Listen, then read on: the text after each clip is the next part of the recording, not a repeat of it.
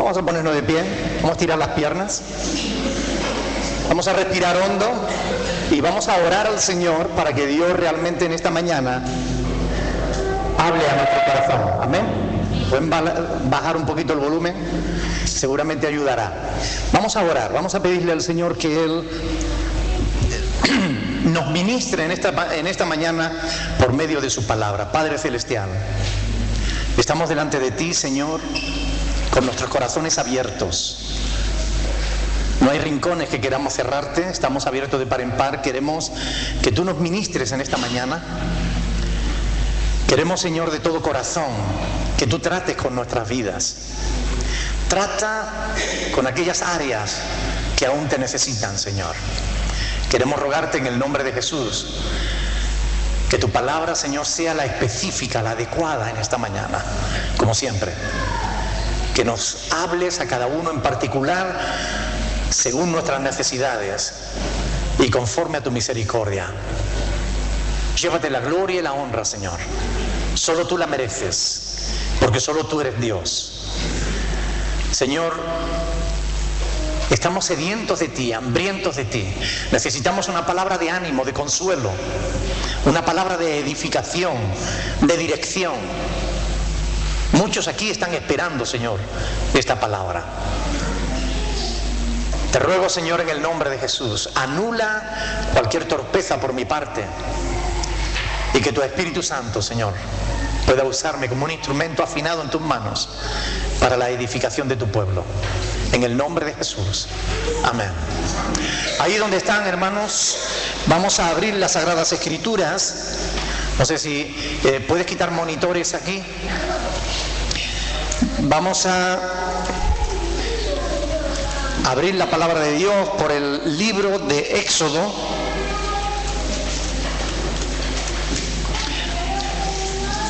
Libro de Éxodo, capítulo 20.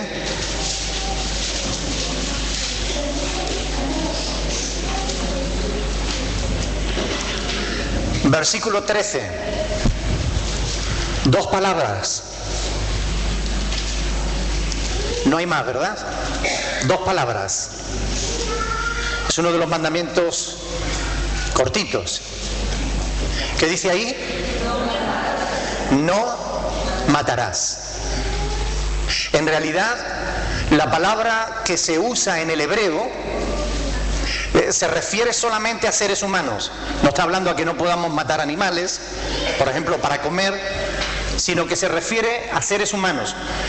La traducción más correcta sería: no asesinarás o no cometerás homicidio, porque se está refiriendo a matar a personas. No matarás a otro ser humano. Amén. Pueden sentarse, mis hermanos. Este es el quinto mandamiento, y a partir de estos mandamientos ya se está tratando de la relación del hombre con el hombre. Ahora ya no se está hablando de la relación del hombre con Dios. Se está hablando de la relación del hombre con el hombre. El hombre no debe matar a otro hombre. Estamos hablando de mandamientos que regulan nuestra relación con las personas. Y este mandamiento demanda que consideremos la seguridad y la vida de nuestros semejantes. Quiero que presten atención, porque alguno puede pensar: bueno, yo no mato, por tanto este mensaje no tiene que ver conmigo. Yo les voy a demostrar a ustedes hoy, en esta mañana, que ustedes han matado. Yo les voy a demostrar que ustedes son asesinos, asesinas. Y se lo voy a demostrar con la palabra de Dios en la mano.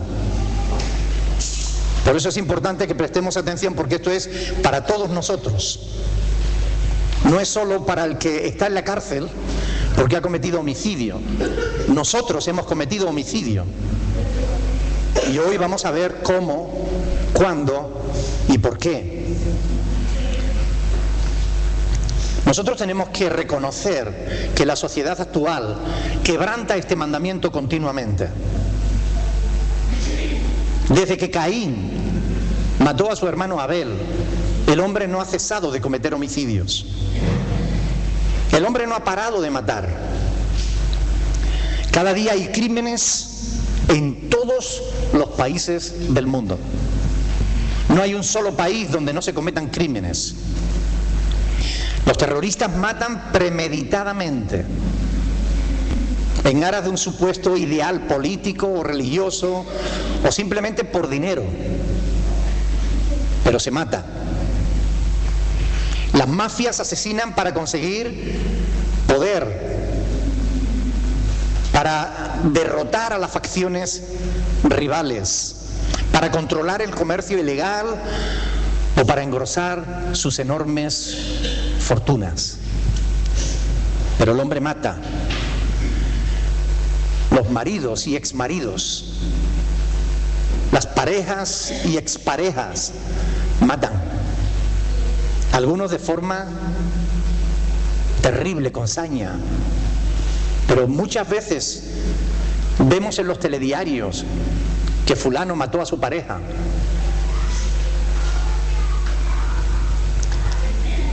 Algunos matan incluso por imitación, o solo por el placer de matar, o como algunos jóvenes dijeron en Estados Unidos, por vivir la experiencia de matar. ¿No les parece terrible? ¿No les parece triste y doloroso que el ser humano sea tan perverso, tan malvado, que sea capaz de matar por tener una experiencia más? Pero estas cosas están sucediendo, y no solo en los Estados Unidos, sino en todo el mundo. En las guerras que están activas se matan indiscriminadamente a hombres, a mujeres y a niños. Limpiezas étnicas. Los motivos son variados.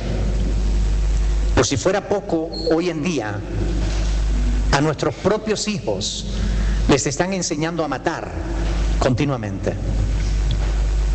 Y si no me creen, vean los videojuegos de los niños y verán que continuamente están matando personas. Ustedes dirán, bueno, pero no son personas reales.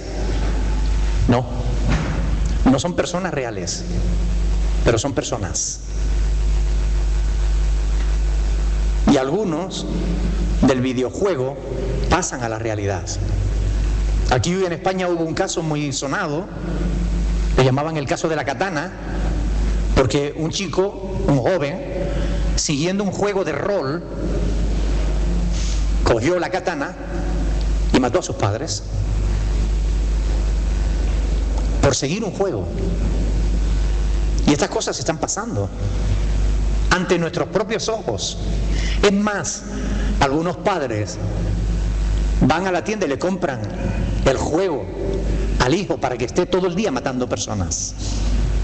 Y nos parece cosa normal. No, es un juego, decimos. Pero ¿realmente es un juego el matar? Lo hemos convertido en un juego. ¿Pero qué le estamos enseñando a nuestros hijos? A todo esto hay que añadir las muertes que ocurren sin intención, las muertes no premeditadas, cuando se producen, por ejemplo, durante un robo, una pelea, una violación, que no se tenía intención de matar, pero se acaba matando. Y cada vez aumentan más estos casos, porque cada día más la sociedad está alejada de Dios. Ese es el motivo que está detrás de todo esto. La falta del temor a Dios. En este pasaje que acabamos de leer en Éxodo capítulo 20, versículo 13, decía que se refiere a no matarás seres humanos. Esta ley Dios la escribió no solo en tablas, Dios la escribió también en nuestros corazones. De manera que el ser humano que mata sabe que está haciendo mal. Es más, el que piensa en matar sabe que está pensando mal. en Isaías 51:7, en Romanos 2 del 14 al 15. La palabra de Dios nos dice que Dios ha puesto en nosotros la conciencia. Es decir, la voz de Dios escrita en nuestros corazones. De manera que antes de hacer algo malo, ya sabemos que es malo. Una de las discusiones más feroces que provoca este tema del no matarás, una de las discusiones más cruentas que provoca este mandamiento, es el debate sobre la pena de muerte. Los defensores de la pena capital dicen que la ley de Dios exige justicia. Y citan un pasaje de Génesis, vamos a ir a Génesis, capítulo 9, versículo 6. Génesis capítulo 9, versículo 6. Ahí está escrito: el que derramare sangre de hombre, por el hombre su sangre será derramada, porque a imagen de Dios es hecho el hombre. Según este pasaje, si alguien mata a un hombre, de alguna manera es casi como si estuviese matando a Dios, porque el hombre ha sido creado a la imagen de Dios. Hay muchos pasajes que hablan de no matarás. Y también hay pasajes que hablan de esta norma, de la ley capital. Ahora, con este mandamiento, lo que Dios estaba haciendo era tratar de preservar la vida del ser humano. Porque el hombre matar ya mataba. Y Dios lo que está diciendo: si tú matas, te van a matar.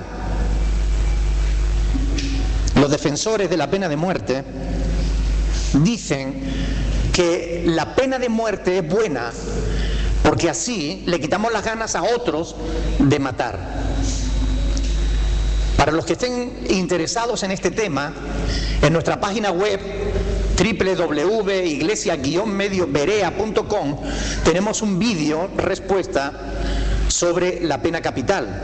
Y ahí pueden ver todos los argumentos que hay a favor y en contra de la pena de muerte. Y es verdad que la palabra de Dios tiene pasajes que parece que indican la pena capital, pero fue en un tiempo y en una época donde la vida humana no valía nada y Dios tuvo que ponerla para frenar el menosprecio de la vida del ser humano. En el Nuevo Testamento se menciona Romanos 13:4 para justificar la pena capital. Vamos a leer Romanos 13:4. Quiero que presten atención porque miren, algunos ven aquí la pena capital. Romanos capítulo 13, versículo 4 dice, vamos a leerlo desde el 3 para tener un poquito de contexto. Romanos 13, 3 y 4. Porque los magistrados no están para infundir temor al que hace bien, sino al malo. ¿Quieres pues no temer la autoridad? Haz lo bueno y tendrás alabanza de ella, porque es servidor de Dios para tu bien. Pues si haces lo malo, teme, porque no en vano lleva la espada, pues es servidor de Dios, vengador para castigar al que hace lo malo. Hay quienes ven aquí la pena capital. Y es verdad que aquí se le otorga permiso a la autoridad para llevar armas, para imponer el orden. Pero aquí no hay una licencia para matar. Dios no está dando al ser humano una licencia para que cometa, para que le quite la vida, ni siquiera al que también le ha quitado la vida a otro. Puede darse el caso de que alguien mate a una persona sin intención. Como decíamos antes, porque están en una discusión y alguien se mete de por medio, razones mil, porque está haciendo un edificio y se le cae un trozo y mata a alguien que pasa por ahí debajo. La ley de Dios es tan perfecta que contemplaba incluso estos datos, estas posibilidades. Y Dios otorgó al pueblo judío, al pueblo de Israel, una serie de ciudades estratégicamente ubicadas, de manera que cuando alguien mataba sin intención a otro, como la familia querría venganza, esa persona podía acudir a la primera ciudad de refugio que tuviera y las autoridades de esa ciudad lo recibirían y lo defenderían de la familia, de manera que no lo pudieran matar hasta que pasara el tiempo de ese ardor, de esa venganza que surge en el corazón del hombre, y entonces la persona pudiera volver otra vez de regreso a su hogar. Las ciudades de refugio, Números 35, Josué 20, tenemos pasajes que nos hablan de esta provisión de Dios para salvaguardar la vida de aquel que mató sin querer, sin intención. Ahora bien,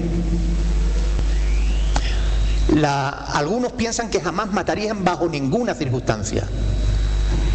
El viernes yo estaba con Montaña en la sobremesa, estábamos descansando después de comer y Montaña puso la televisión y estuvimos viendo, pues hicimos un poco de zapping, y ustedes saben lo que pasa con la televisión, ¿no? Que hay cosas que no se pueden ver, y entonces acabamos poniendo una película del oeste, un western, de estas antiguas que son las que nos dan sueño y nos permiten dormir la siesta, dar una cabezadita.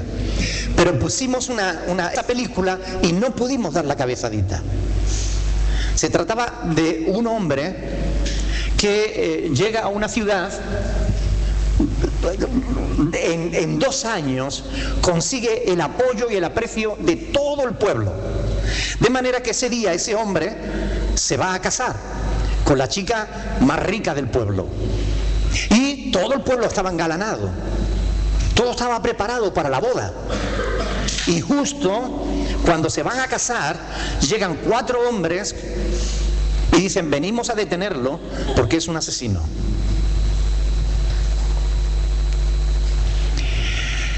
Y ustedes saben lo que pasa. Uno, no puede ser. Todo el pueblo va siguiéndolo detrás de él para defenderlo. No lo creemos, es imposible. Pero el que viene trae documento como que es un agente federal y viene a detenerlo. Y da datos: mató a una persona por la espalda, le robó $20,000 y ya empiezan algunos a dudar. ¿Y qué sabemos nosotros de él? Porque llegó aquí hace 2 años y nada sabemos de dónde venía ni quién era. Y empiezan a dudar unos y otros. Y llega un momento en el que en la trama, no les voy a contar la película entera, pero en la trama todo el pueblo se pone en contra de él. Y él, para defender su vida, tiene que matar a otros que vienen a matarlo a él.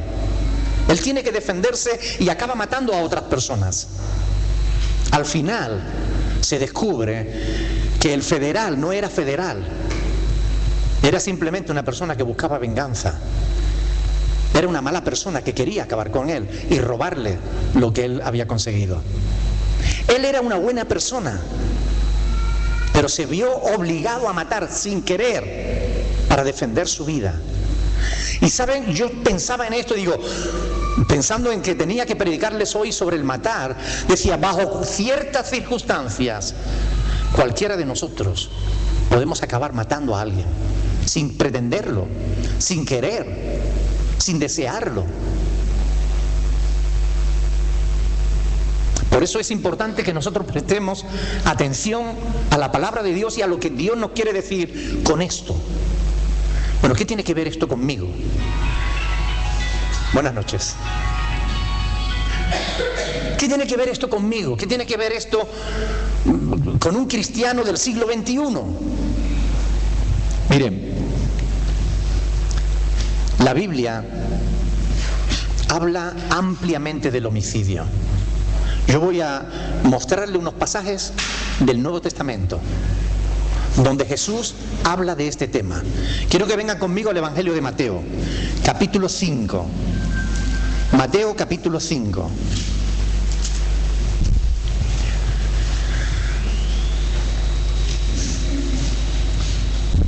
Versículo 21 en adelante. Quiero que presten atención aquí a esta palabra, porque son palabras de Jesús y son palabras para nosotros. No fueron palabras solo para los discípulos de aquella época, sino que es también palabra para nosotros. Mateo capítulo 5, versículo 21. Oísteis que fue dicho a los antiguos, no matarás, y cualquiera que matare será culpable de juicio. Pero yo os digo que cualquiera que se enoje contra su hermano será culpable de juicio. Cualquiera que se enoja tiene el mismo castigo que alguien que mata. Yo quiero que piensen en esto por un momento. Cualquiera que diga necio a su hermano será culpable ante el concilio. Y cualquiera que le diga fatuo, es un insulto, quedará expuesto al infierno de fuego. Por tanto, si traes tu ofrenda al altar y allí te acuerdas de que tu hermano tiene algo contra ti, deja allí tu ofrenda delante del altar y anda. Reconcíliate primero con tu hermano y entonces ven y presenta tu ofrenda. Ponte de acuerdo con tu adversario pronto, entre tanto que estás con él en el camino, no sea que el adversario te entregue al juez y el juez al alguacil y seas echado en la cárcel. De cierto te digo que no saldrás de allí hasta que pagues el último cuadrante. Miren, Jesús enseña también en el versículo 19, leamos Mateo 15, 19, Mateo 15, 19.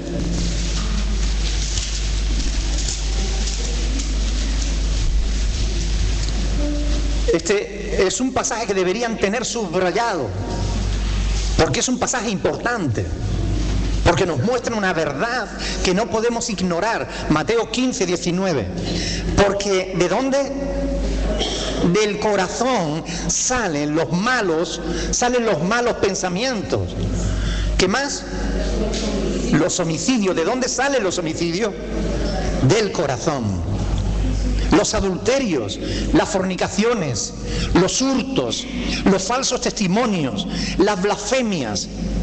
Estas cosas son las que contaminan al hombre. Pero el comer con manos sin lavar no contamina al hombre. Estas fueron palabras de Jesús a unos fariseos, a unos sacerdotes que le recriminaron porque los discípulos no seguían la tradición de lavarse 7 veces las manitas antes de comer. Jesús estaba diciendo, miren, ustedes conocen la ley, no matarás y cualquiera que matare será culpable de juicio. Pero yo os digo, los fariseos se quedaban con la letra, con lo externo del mandamiento. Jesús va más allá. Jesús dice, si tú deseas en tu corazón matar a tu hermano, ya eres culpable. Jesús va más profundamente. No se queda con lo que haces o dejas de hacer. Él va más allá. Él está interesado en lo que tú piensas, en lo que tú sientes, en lo que hay en tu interior. Y a lo mejor es posible que tú no hayas cometido un homicidio con tus manos, pero a lo mejor lo has deseado alguna vez. A lo mejor has pensado, este tío lo mato. Si pudiera, lo quitaba de en medio. Y eso te hace tan culpable como si lo hubieras hecho de verdad. Eso es lo que está diciendo Jesús en esta palabra. Por eso es muy importante que nosotros entendamos que no es solamente matar de forma física, es desearlo en tu corazón. Solamente, mire, el enojo. ¿Por qué el enojo lo pone el Señor al mismo nivel del asesinato? Porque el asesinato comienza por el enojo. Es el primer paso. Los psicólogos nos han dicho durante años, no, fumarse un porrito no tiene nada de malo. Fumarse un porrito, eso no pasa nada. Tú te fumas un porro y lo puedes dejar cuando quieras. Hoy en día ya se sabe que el porro te lleva a otra droga peor y a otra peor y te mata. Pero el porro es el principio, es el primer escalón. Para llegar a ser un homicida, para llegar a ser un asesino, basta con que te enojes. Basta que empieces con enojarte. Es que me dijo, es que me hizo y es que yo...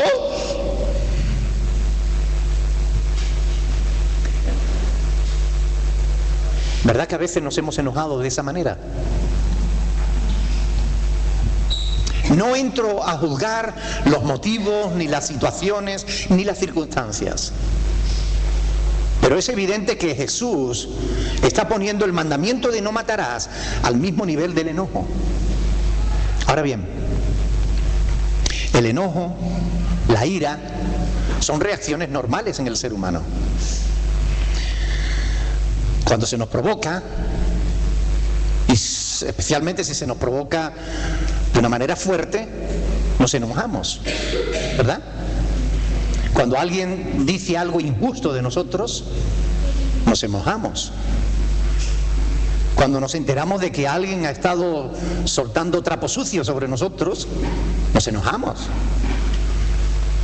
Cuando alguien nos hace una injusticia, nos enojamos. El enojo es, pues, algo natural en el ser humano. Pero debemos controlarlo. Porque fíjense que en el pasaje que hemos leído en Mateo capítulo 5, si no guardamos nuestro corazón, si no tenemos cuidado de nuestras emociones, de nuestros sentimientos, de nuestras reacciones, si no cuidamos de nuestro temperamento, podemos llegar a enojarnos de tal manera que pequemos. Y no solamente tenemos que guardar nuestro corazón del enojo, sino nuestra lengua, nuestro vocabulario. Porque si tú insultas a tu hermano, si lo menosprecias, Jesús le está diciendo igual, tiene el mismo castigo, serás culpable ante el concilio. Jesús no hace esa diferencia. Jesús lo está poniendo al mismo nivel.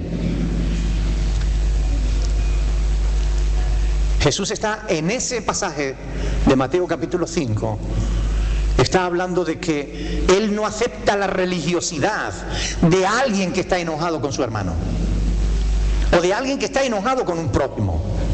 Si tú vienes al altar y traes tu ofrenda, y sabes que tu hermano tiene algo contra ti, no está diciendo si tú tienes algo contra tu hermano, no. Si sabes que él tiene algo contra ti, ni siquiera se trata de que tú tengas algo contra él. No te está diciendo, ve y reclámale. No, no, no, no. Te está diciendo, si te enteras de que él tiene algo contra ti, deja tu ofrenda allí. Ve y reconcíliate con tu hermano. Y entonces después ven y presenta tu ofrenda. Porque si tú presentas tu ofrenda al Señor con un corazón sucio, tu ofrenda no es recibida de parte de Dios. Amén. ¿Y cuántas veces venimos a la presencia de Dios y le alabamos y le bendecimos con un corazón que no está limpio? ¿Ustedes se dan cuenta de la importancia que tiene este tema? ¿Se dan cuenta de la importancia que tiene? Solamente el enojo, el menosprecio, el insulto ya nos descalifica delante del Señor. Cuidemos con nuestro orgullo, cuidado con nuestro orgullo. Si tienes algo con tu hermano, mira, ve a él y arréglalo. Y nos cuesta, eso nos cuesta enormemente reconocer que tenemos un problema con alguien. Nos cuesta enormemente. Nos cuesta humillarnos, nos cuesta pedir perdón, nos cuesta perdonar, porque somos orgullosos.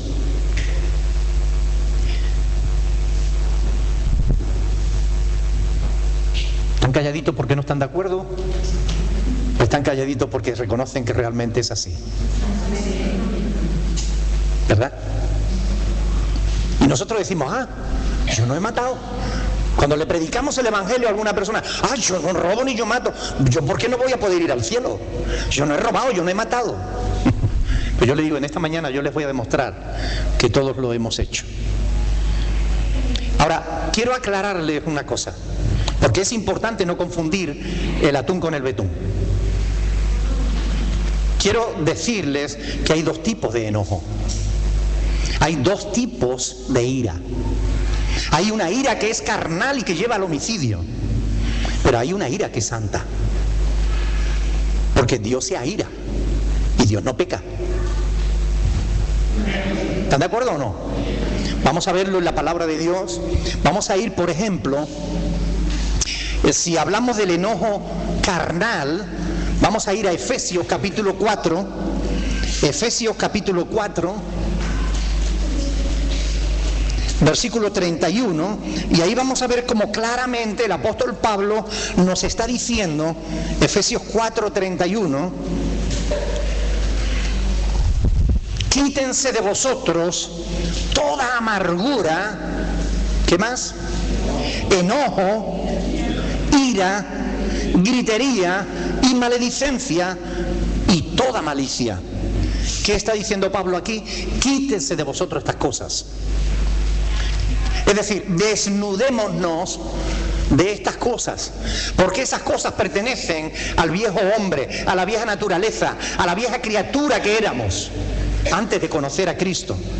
Ahora tenemos que vestirnos del nuevo hombre que es creado según Dios en la justicia y santidad de la verdad. La ira, el enojo, la gritería, la maledicencia le sienta a un cristiano como a un santo dos pistolas. Mire, no le va, no le cuadra, ¿verdad? A un santo dele una Biblia, pero no dos pistolas. No nos pega. Por tanto, hay un enojo que tenemos que desechar, hay una ira que tenemos que apartar de nosotros, guardar nuestro corazón de eso, porque esa ira es mala y nos lleva a problemas. Presta atención. Ahora, hay otro enojo, como decía, que es espiritual. Juan capítulo 3, versículo 36. Juan 3, 36.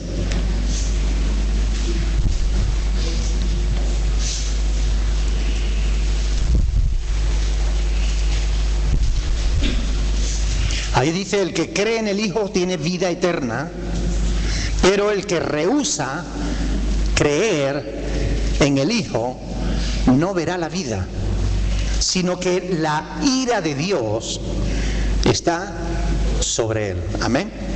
La ira de Dios. ¿Ustedes creen que Dios es malo? ¿O que Dios peca? No, Dios no es malo ni peca. Dios todo lo que hace es bueno. Por tanto, si Él se aira, es que hay una ira que es santa. Por ejemplo, Dios se aira cuando los hombres hacen mal. El pecado provoca la ira de Dios. Así que si tú te airas o te enojas por el pecado, no estás pecando. Si te airas en la carne, pecas. Si te airas porque alguien está haciendo mal, no pecas. Pero aún esa ira tú tienes que controlarla, porque tú no eres Dios. Y la Biblia dice que la ira del hombre no obra la justicia de Dios. Amén. La ira del hombre no obra la justicia de Dios. Por tanto, aún cuando nosotros nos enojamos por una injusticia, por algo mal hecho, tenemos que controlar nuestra ira. Porque nuestra ira, aunque sea santa en un principio, puede volverse carnal si nos dejamos arrastrar de ella. Por eso la palabra de Dios dice, airaos, pero no pequéis. Amén. Cuando dice airaos, pero no pequéis, no nos está diciendo pecar. No, la ira no es pecado. Cuando es santa no es pecado. Hay una ira buena, pero no pequemos. Es decir, hay que poner límite a la ira, aún cuando tengamos razón, aún cuando sea santa, aún cuando sea buena, aún cuando nuestro enojo esté provocado porque vemos injusticias. Aún así tenemos que controlar nuestra ira. Mateo 5:8 dice, bienaventurados los de limpio corazón. Amén. Porque ellos verán a Dios. Bienaventurados los de limpio corazón, porque ellos verán a Dios. Mire, Dios está interesado no solo en lo que tú haces.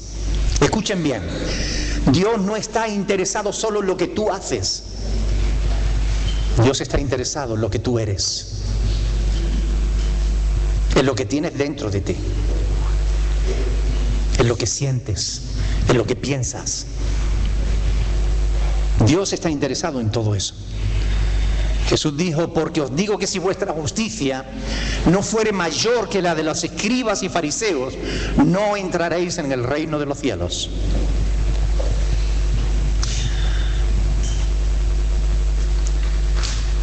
Primera de Juan 3:15. Todo aquel que aborrece a su hermano es homicida. Primera de Juan 3:15. Todo aquel que aborrece a su hermano es homicida. Pero no busquen ese pasaje, ya yo se los he citado. Busquen Romanos 13:9. Busquen Romanos 13:9. ¿Cómo combatir esa tendencia? ¿Cómo combatir la ira? ¿Cómo combatir el mal? Romanos 13:9 dice: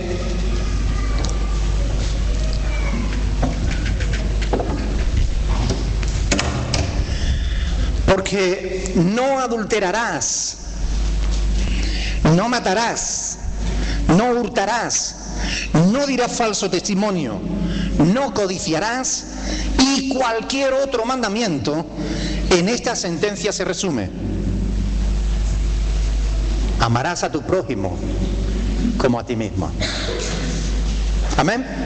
Algunos interpretan este pasaje tan mal que dicen: eso significa que tenemos que amarnos primero a nosotros para después poder amar a los demás. Oiga, no, eso no es lo que dice ese pasaje. Ese pasaje dice: ama a tu prójimo como tú te amas ya a ti mismo, que ya te amas bastante. ¿O no? ¿Quién no se cuida? ¿Quién no se quiere a sí mismo? ¿Quién no se da de comer? ¿Quién no se lava? Bueno, en esta semana que hemos tenido el periodo de recepción de documentos, hay veces que cuando yo salgo de mi despacho, bueno, sin salir de mi despacho, hay veces que sube un aroma desde abajo terrible, porque hay personas que de verdad que se asean poco, ¿no? Pero, es terrible. Pero me refería al aseo interior, ¿verdad? No me refiero solo al físico, ¿no? Pero ¿verdad que nos cuidamos? Nos queremos, nos apreciamos a nosotros mismos, tenemos un gran alto concepto de nosotros mismos, aunque no debiéramos. Es más fácil menospreciar a los demás que menospreciarse a sí mismo. Eso de que la autoestima, el ser humano tiene la autoestima baja y tal, es una tontería de los psicólogos que no tienen ni idea de lo que dicen. Si un problema tiene el ser humano es que tiene demasiada autoestima. Si el verdadero problema del ser humano es el orgullo, que no quiere hacer la voluntad de Dios, quiere hacer lo que le da la gana y después quiere que las cosas le salgan bien. Y eso no es así, eso no funciona. Si tú quieres que las cosas te vayan bien, haz la voluntad de Dios. Y entonces será diferente, ¿verdad? Ahora, hay muchos pasajes que yo tengo aquí para poder citarles, pero no puedo porque el tiempo no me da. Pero miren, dado que la ley debe llevarnos al Evangelio, a mí se me ocurrió anoche, mientras preparaba el sermón, cogí el buscador Google y puse: ¿cuál es el peor crimen de la humanidad? Me salieron páginas de todos colores. Me salieron respuestas para todos los gustos. Por ejemplo, las de una pareja que fueron robados, después fueron llevados a punta de pistola a una cabaña donde a él lo violaron, al estilo de lo que pasa en las cárceles, lo descuartizaron, lo asesinaron y después lo quemaron. Y después con la novia hicieron exactamente lo mismo. Y se ponía como el crimen más horrendo, ¿no? Después se ponía también unas mujeres depresivas que coincidían en un parque, se pusieron de acuerdo para asesinar a sus hijos, ahogándolos. Y ciertamente todos estos crímenes son terribles. En otra página decía que desde la década de los 70 hasta nuestros días se habían producido más de 1.500 millones, escuchen bien, más de 1.500 millones de asesinatos de bebés en el vientre de su mamá. Más de 1.500 millones de personas perdieron la vida antes de nacer. Chicos, presten atención, por favor, presten atención, no se distraigan. Y es terrible, es un asesinato tremendo en masa. Se siguen asesinando a bebés todos los días. Y eso es terrible. Pero créanme, no es el crimen, el peor crimen de la humanidad. A pesar de que mueren a manos de sus propias madres, por médicos que sin escrúpulos asesinan a bebés, olvidando el juramento hipocrático que hicieron a la hora de graduarse como médico, de que no usarían sus artes para hacer daño intencionadamente a ningún ser humano. Y por negocio, muchos médicos son hoy verdaderos asesinos en masa. Pero no es el peor crimen. Hay un crimen que supera a todos esos. Quizás muchos no lo van a entender, porque ahora es difícil de comprender. Pero el peor crimen de la humanidad fue cuando el ser humano se atrevió a matar al Hijo de Dios. Ese magnicidio, algunos solo podrán entenderlo cuando lleguen al cielo y allí se les dé sabiduría y puedan entender la trascendencia de ese asesinato. Pero ese sí fue el peor de los crímenes. Se ha discutido mucho sobre quién o quiénes mataron a Jesús. Si los judíos, si los romanos, si nosotros. Ustedes recuerdan los que estuvieron en el retiro pasado, ¿verdad?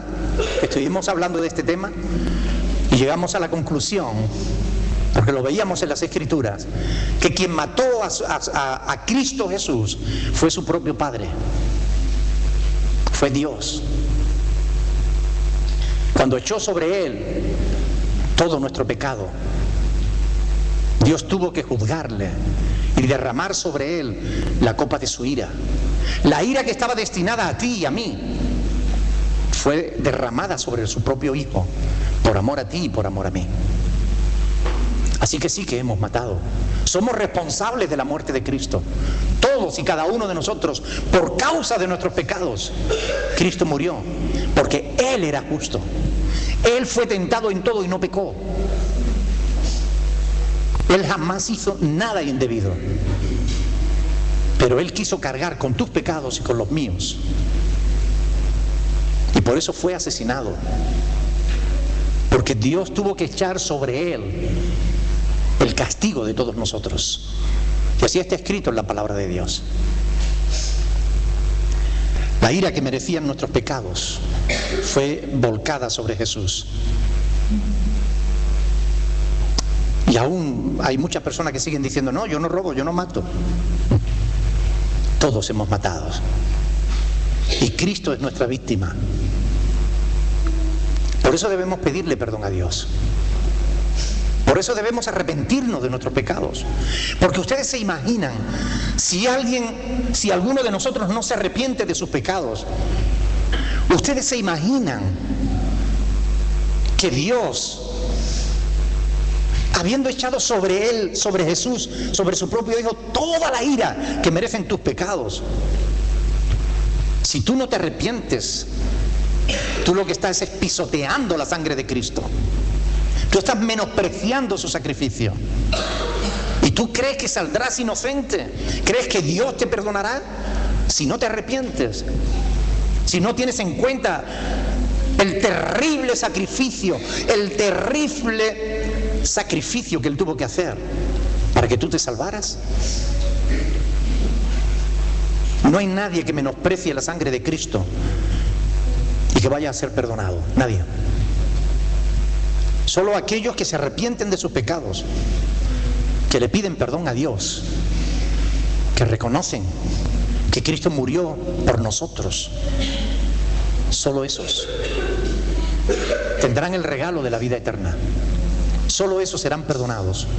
Solo esos podrán entrar en el reino de los cielos. Porque no hay más. Hebreos capítulo 10, quiero que lo vean conmigo. Hebreos capítulo 10, versículo 28. Hebreos capítulo 10, versículo 28.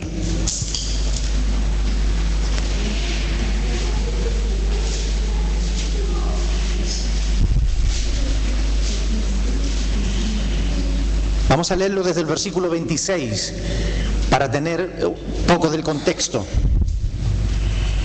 Porque si pecaremos voluntariamente, Hebreos 10, 26, si pecaremos voluntariamente después de haber recibido el conocimiento de la verdad, ¿qué dice ahí?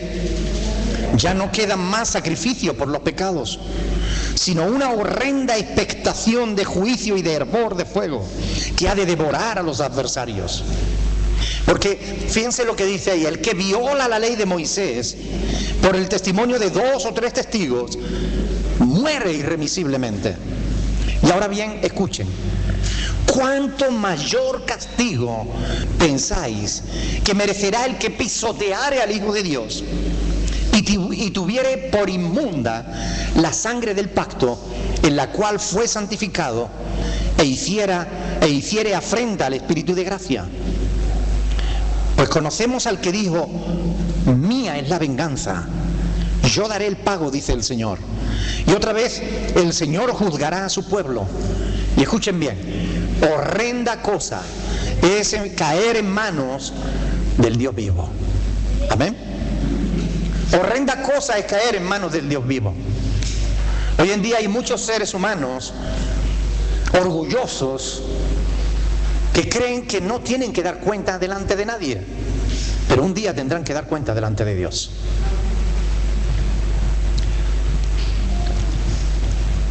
Yo podía estar aquí hasta mañana hablándoles de la necesidad de ir más allá de las acciones. Hermanos, no nos quedemos como los fariseos con la letra. No, la Biblia dice: no matará, y yo no he matado. No nos quedemos con la letra. Hagamos como Jesús. Vayamos al sentido de la letra, al espíritu de la letra. La verdad es que todos nosotros somos culpables delante del Señor. Todos. Analicemos nuestro corazón. Limpiemos nuestro corazón. Porque bienaventurados los de limpio corazón, porque ellos verán a Dios. No solo que lo hayas hecho físicamente, sino que lo hayas deseado, o que te hayas enojado con tu hermano. Vamos a ponernos de pie, vamos a orar al Señor. Vamos a pedirle a Dios que Él nos ayude a entender su palabra, porque a veces hay cosas profundas para las que necesitamos que Dios nos ayude a entenderlas.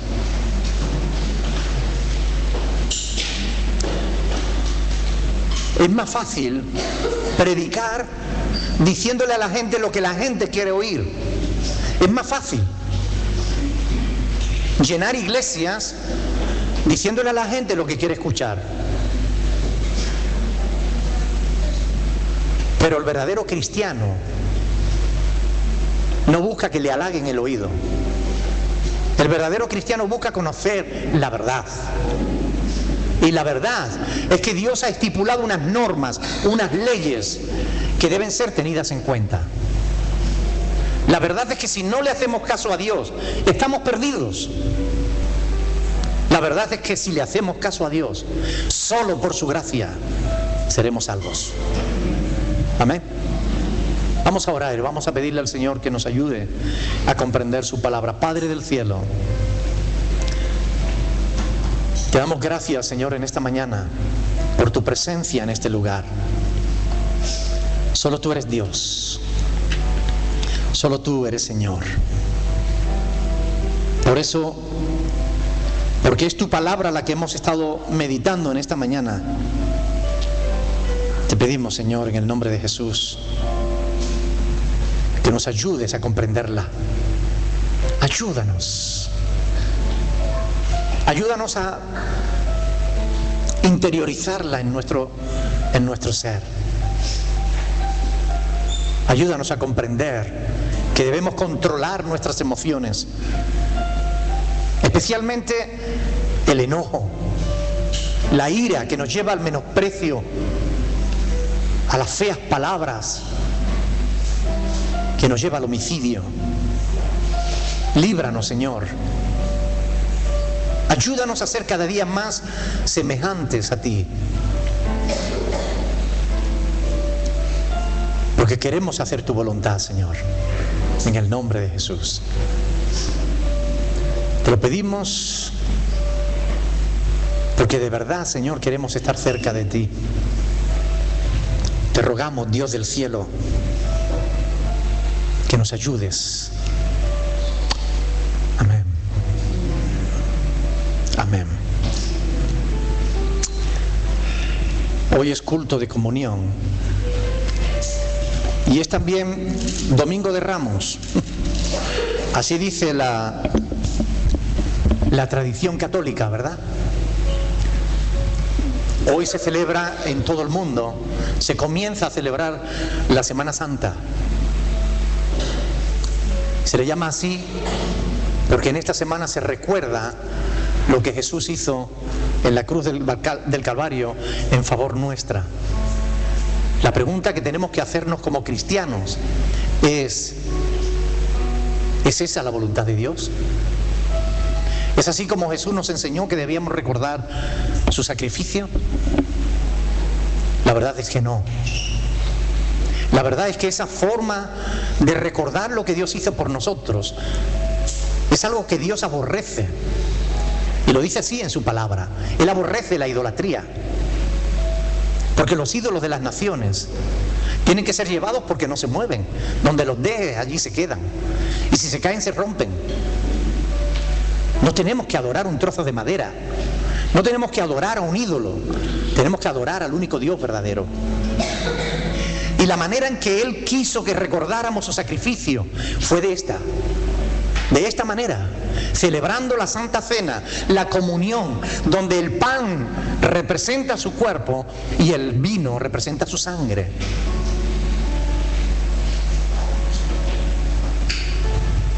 Y es lo que vamos a hacer a continuación.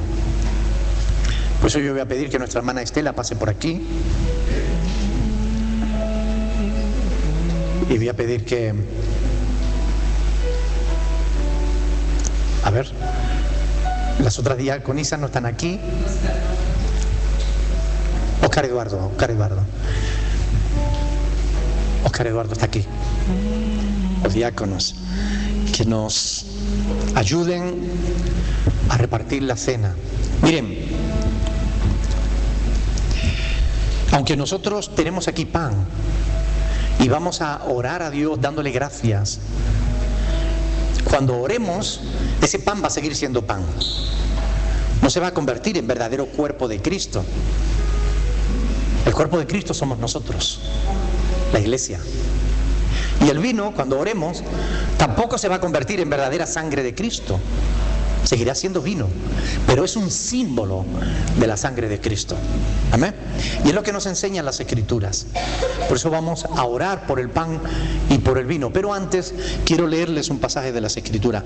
Pablo dice: porque yo recibí del Señor lo que también os he enseñado, que el Señor Jesús, la noche que fue entregado, tomó pan y habiendo dado gracias, lo partió y dijo: tomad, comed, esto es mi cuerpo que por vosotros es partido.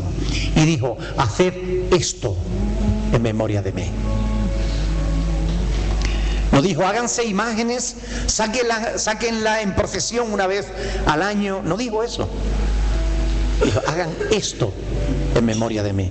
Asimismo tomó también la copa después de haber cenado, diciendo: esta copa es el nuevo pacto en mi sangre.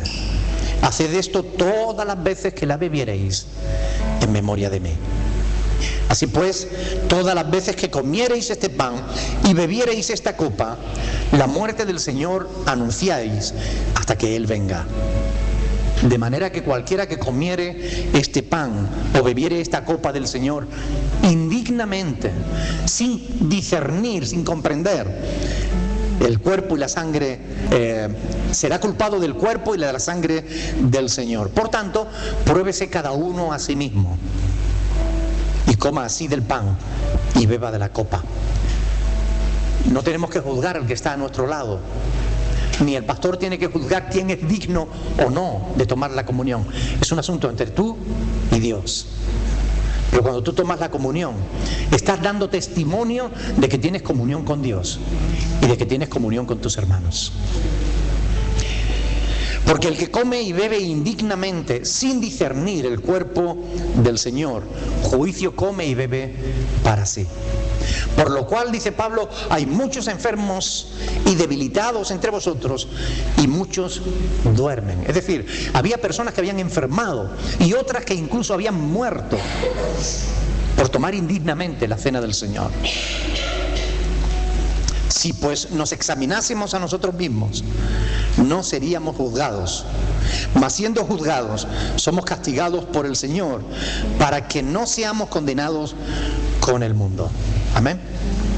Así que, conforme a las Sagradas Escrituras, nosotros vamos a hacer lo que nos enseña el apóstol Pablo. Vamos a tomar el pan, vamos a dar gracias, lo vamos a repartir. Vamos a tomar el vino, vamos a dar gracias y lo vamos a repartir. Y cada cual va a tomar el pan y el vino, lo va a retener, y cuando digamos todos juntos, ahora pues tomaremos el pan y tomaremos el vino, esperándonos unos a otros, como la palabra también enseña en el capítulo 10 de Primera de Corintios. Pero antes, vamos a orar.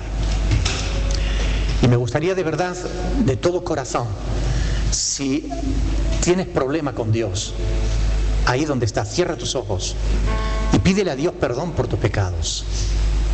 Si tienes problemas con tu hermano, con tu hermana, con un vecino, con tu jefe, con quien sea, ahí donde estás, cierra tus ojos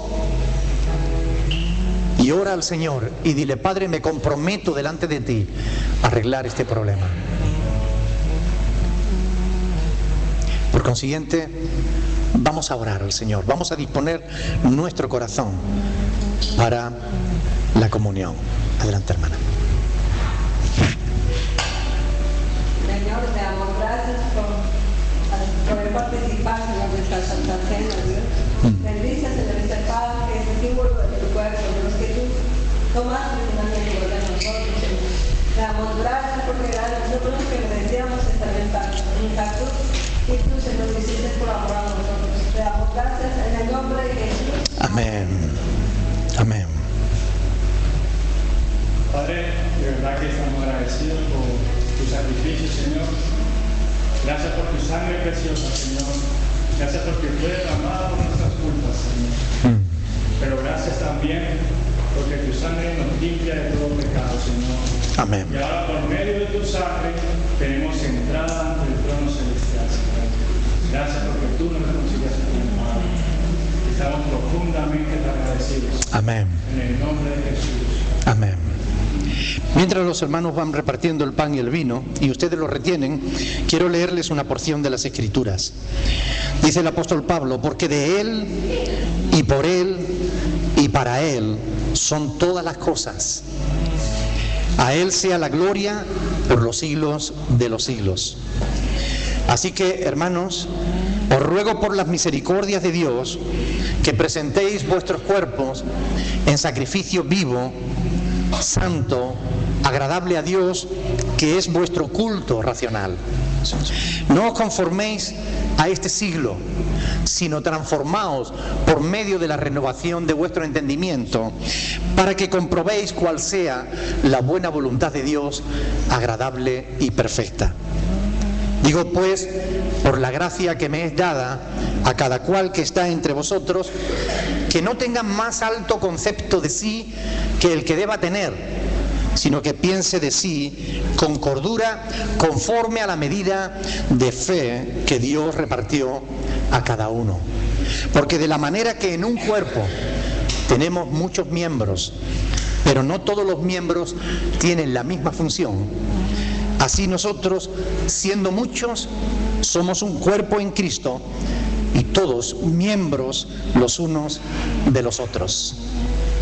De manera que, teniendo diferentes dones, según la gracia que nos ha sido dada, si el de profecía, úsese conforme a la medida de fe, o el de servicio, en servir, o el que enseña, en la enseñanza, el que exhorta, en la exhortación, el que reparte, con liberalidad, el que preside, con solicitud, el que hace misericordia, con alegría. El amor sea sin fingimiento. Aborreced lo malo, seguid lo bueno.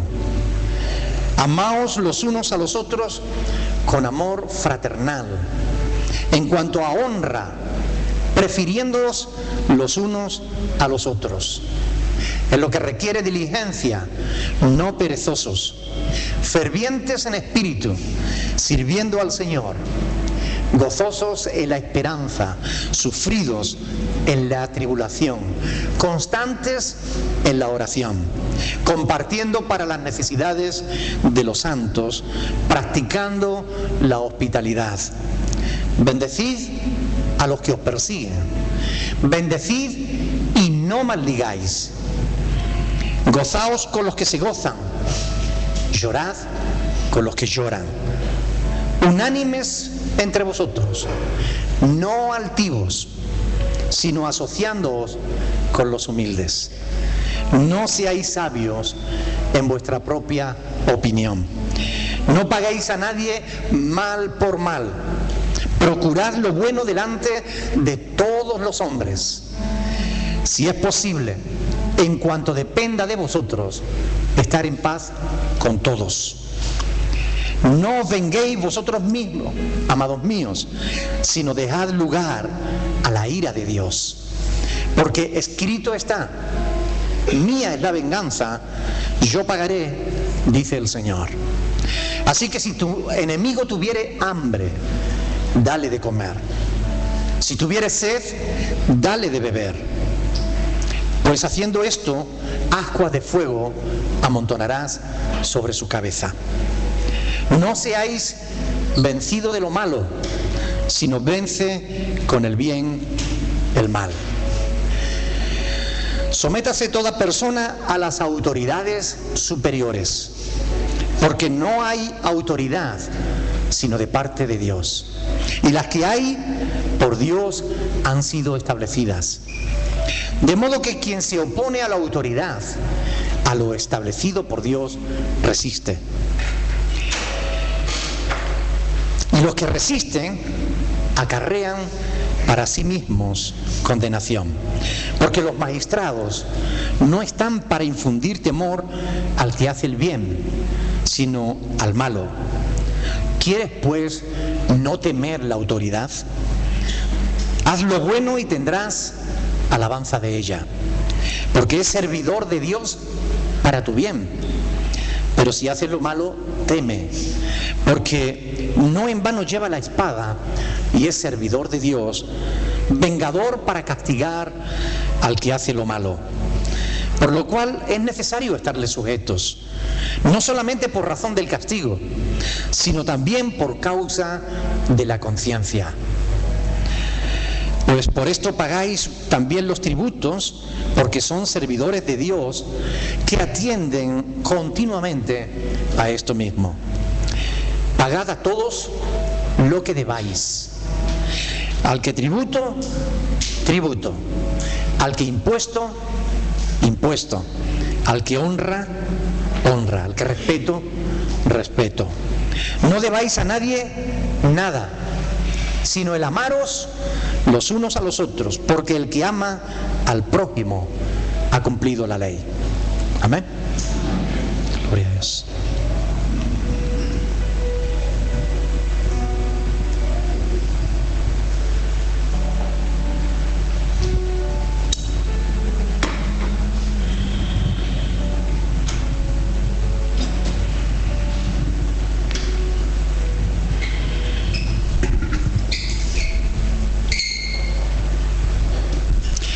Así pues, como hemos leído la palabra de Dios, y como el apóstol Pablo nos ha enseñado que el Señor Jesús, la noche que fue entregado, tomó pan, dio gracias, lo partió y lo dio a sus discípulos, diciéndole: tomad y comed todos de él, porque esto es mi cuerpo que por vosotros es partido. Haced esto en memoria de mí. Nosotros también, conforme a las enseñanzas de Jesús, siguiendo sus instrucciones, vamos a participar todos del pan, pero lo vamos a hacer con gratitud, no con tristeza. Pobrecito el Señor que murió, pobrecito todo lo que le hicieron, que ahora en Semana Santa van a poner películas de ese tipo, tratando un poco de tocar la fibra sensiblera. No es la fibra sensible lo que tenemos que dejar que se toque en nuestros corazones, sino nuestros espíritus, para que entendamos que Cristo murió para que nosotros pudiéramos ser libres de nuestros pecados, para que pudiésemos tener verdadera comunión con Dios, y gracias a Él eso es posible. Amén. Así que participemos del pan con gozo y con gratitud de nuestro corazón. Gracias, Señor. Bendito sea tu nombre.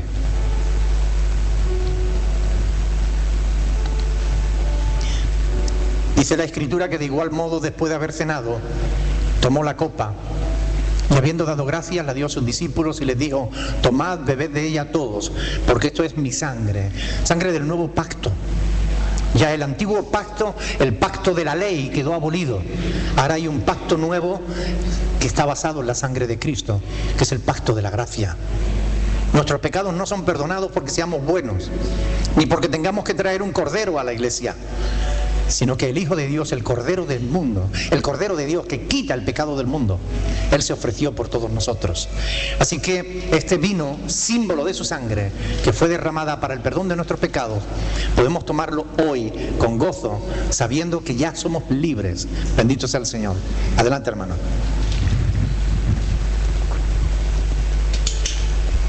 Gloria a Dios.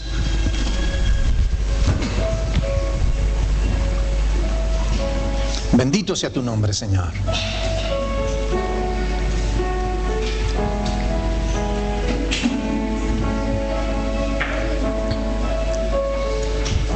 Gracias, Jesús.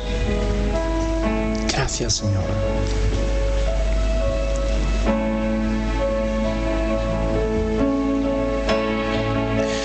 Gracias por la cruz, oh Dios, el precio que pagaste por mí. Gracias. Llevando mi pecado allí, sublime amor, tu gracia me salvó. Gracias por tu amor, oh Dios, tus manos clavadas por mí, me has lavado hoy, Señor. Conozco hoy tu abrazo y tu perdón. Digno es el Señor, en su trono está. Hoy te coronamos, Rey, y reinas con poder. Altísimo Señor, Jesús, Hijo de Dios, el amado del cielo, en la cruz murió. Digno es el Señor, digno es el Señor, digno es el Señor, en su trono está. Hoy te coronamos, Rey, Gracias. y tú reinas con poder.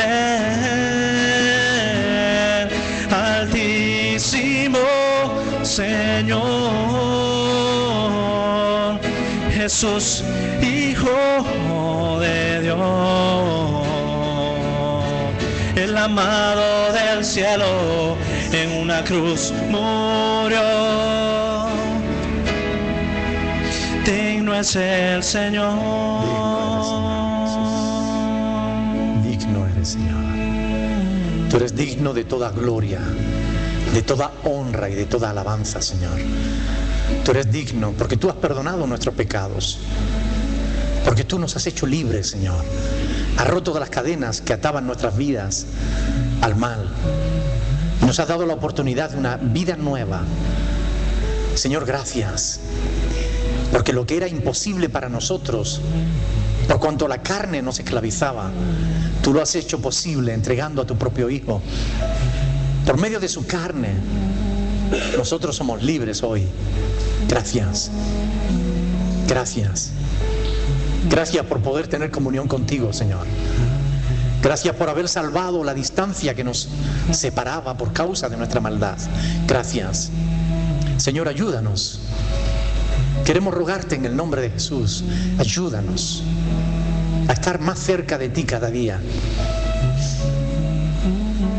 Que tu Espíritu nos influya de tal manera que nos transforme por completo. En el nombre de Jesús. Amén. Alguien que se sienta agradecido a Dios en esta mañana. Estamos delante de su presencia. Él tuvo que entregar lo más hermoso que tenía por amor a ti. Dale gracias al Señor en esta mañana.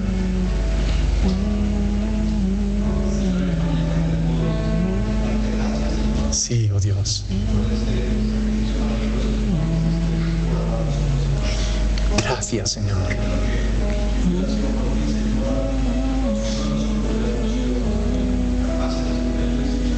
Oh, Señor Jesús.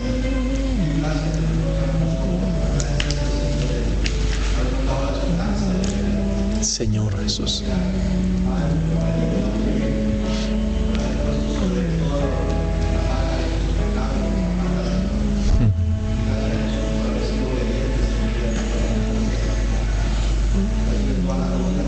Bendito sea, Señor. Oh, sí, Señor. Amén. Amén, Señor. ¿Alguien más?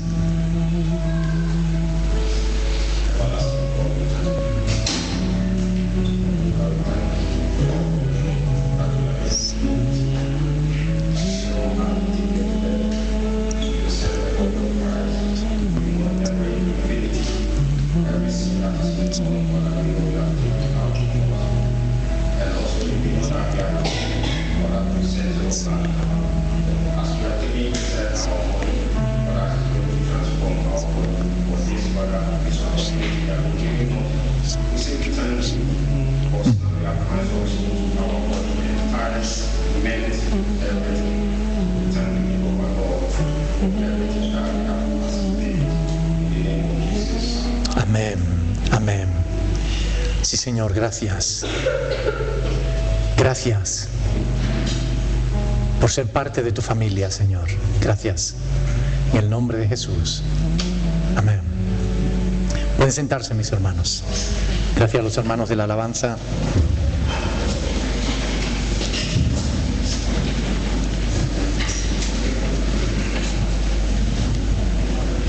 ¿No es bueno el Señor? ¿Verdad?